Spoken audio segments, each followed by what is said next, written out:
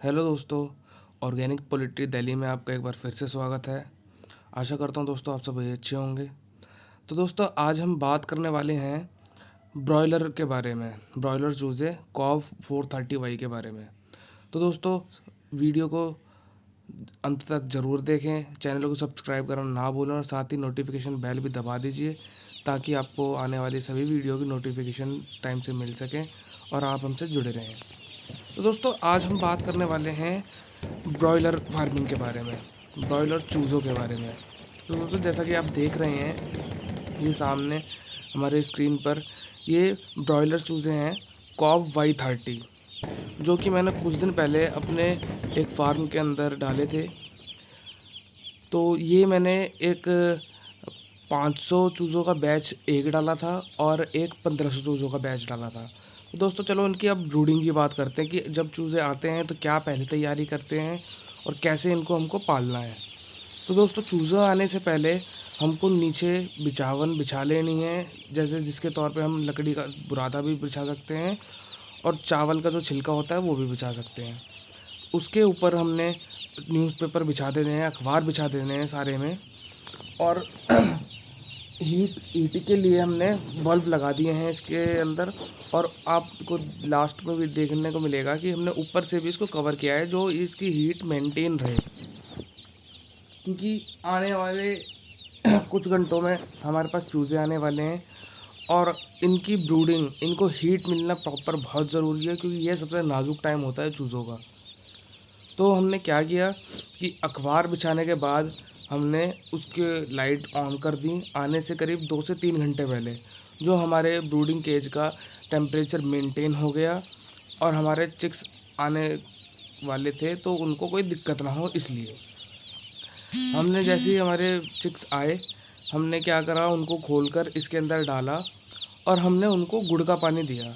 अब गुड़ का पानी देने का कारण क्या है कि जब चिक्स आते हैं तो वो कई बार स्ट्रेस में होते हैं ट्रैवल की वजह से, आने वाले रास्ते में जो उनको दिक्कतें होती है उसकी वजह से वो स्ट्रेस में आ जाते हैं। तो उससे निजात पाने के लिए हम चिक्स को गुड़ का पानी देते हैं। और गुड़ का पानी देने का एक कारण ये भी है कि बच्चे के जब पैदा होता है चिक्स तो उसके पेट के अंदर ना एग योक होता है, जो एग का पीला वाला भाग होता है वो कई बार उसके पेट के अंदर होता है।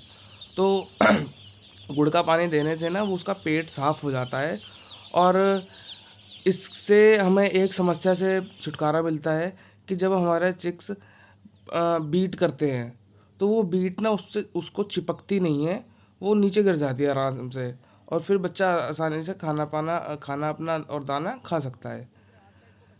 और अगर हम गुड़ का पानी ना दें तो क्या होता है कि जैसे अब इतने सारे चिक्स हैं, हम हर चिक्स पर ध्यान नहीं दे सकते, हर बच्चे के ऊपर हम ध्यान नहीं दे सकते।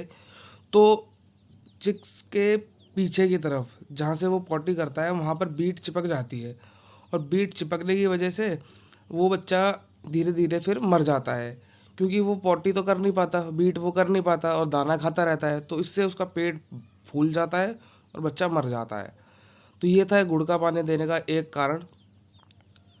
और तो दोस्तों हमने आने के बाद करीब 2 घंटे इनको सिर्फ गुड़ का पानी दिया और उसके बाद फिर हमने इनको फ़ीड देना स्टार्ट किया। फ़ीड हमने स्टार्टिंग में इनको ज़मीन पर बिछाकर बिखेर कर दिया।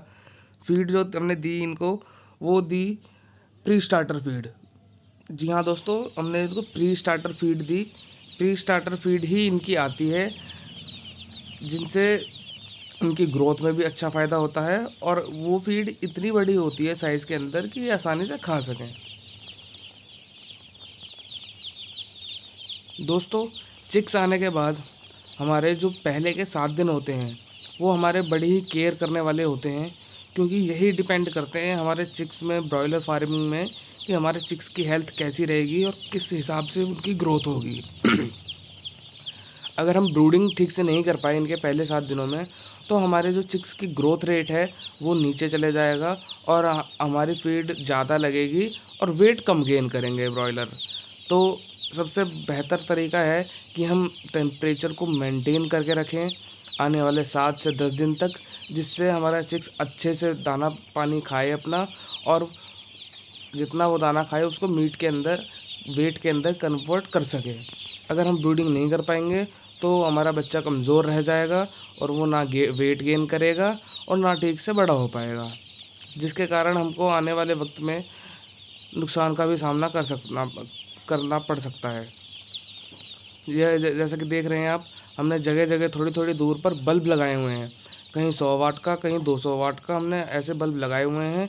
और इसको हमने चिक्स के आने से 2 घंटे पहले ऑन कर दिया था, जिससे सारे फार्म के अंदर जो इनका ब्रूडिंग होम है इसके अंदर टेम्परेचर इवनली मेंटेन हो सके। तो आपको भी ऐसे ही करना है कि चिक्स आने से पहले अपने सारे बल्ब वगैरह जला दीजिए, या ब्रूडर हैं आपके पास, इलेक्ट्रिक ब्रूडर है या गैस ब्रूडर है, तो आप उनको भी चालू कर लीजिए, जिससे कि आपके चिक्स आने से पहले टेम्परेचर मेंटेन हो सके और चिक्स को कोई प्रॉब्लम ना हो। और दोस्तों एक चीज़ का ध्यान रखना है कि मोर्टालिटी हमारी कैसे होती है। मोर्टालिटी होने का सबसे बड़ा कारण होता है चिक्स के अंदर कि जब चिक्स एक के ऊपर एक चढ़ने लगते हैं, एक जगह जमा होने लगते हैं, तब हमारे चिक्स मरने लगते हैं। क्योंकि जो नीचे बैठ जाते हैं चिक्स, जो नीचे दब जाते हैं, वो हमेशा मरते ही हैं। तो इसका सॉल्यूशन भी ब्रूडिंग ही है कि अगर हमारे ब्रूडिंग होम में टेम्परेचर इवनली मेंटेन रहेगा, चारों तरफ एक जैसे टेम्परेचर रहेगा, तो बच्चे इकट्ठे नहीं होंगे। और हम चिक्स को डरा कर भगा भी सकते हैं, जिससे वो एक जगह इकट्ठे ना हों। तो दोस्तों वीडियो पसंद आए तो लाइक ज़रूर करिएगा और चैनल को सब्सक्राइब कर दीजिएगा। Thank you.